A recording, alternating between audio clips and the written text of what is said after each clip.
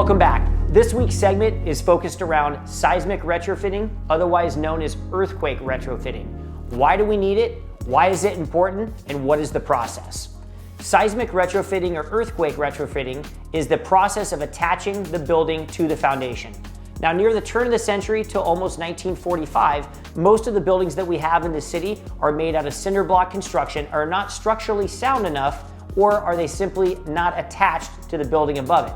The wall that sits on top of your foundation, otherwise known as a pony wall or cripple wall, is the wood wall that's above your foundation that should be attached to your foundation, but in most cases is not.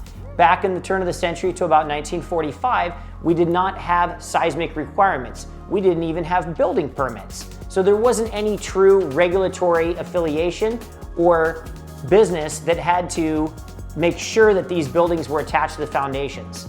In the event that there's a lateral seismic event, the building can actually shimmy, shake, or jump off the foundation because there's no true attachment between the cripple wall or pony wall, which is the wood wall above the foundation, and the foundation itself.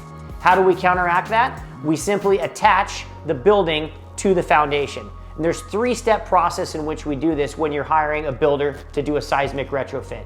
Step number one is going to be to mechanically secure the pony or cripple wall to the foundation wall. We do that by using a 5/8 to 1/2 inch to 3/4 inch expansion anchor that we drill through the bottom plate into the foundation wall. That is mechanically fastened with a washer and a nut that actually attaches the foundation wall to the cripple wall above it. The second step there is to establish a shear component.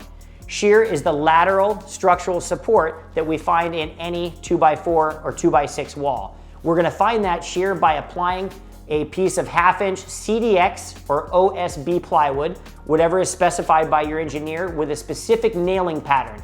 That piece of plywood is going over the 2x4 or 2x4 studs of that wall, and that's going to create torsional stability or shear within that wall. The third component is to attach the top plate. The top plate and the upper joist framing is going to be attached with A35 clips. Is very common, and that is the third component in the structural engineering. Now keep in mind, all of our calculations and all the structural engineering is being provided by professional engineers. That's a key component. We look to these engineers to properly calculate the structural loads, figure out what is the calculation in order to maintain the structural integrity of the building, and that's how we determine that. So make sure you're sourcing a professional that provides the structural engineering, you're securing a permit for the municipality in which you're working, and you're doing the work properly with a licensed, bonded, and insured professional. Shenkar Construction is happy to talk to you about this process. Please come ask us, email us, and we love inquiries. We look to see you soon, and have a great one.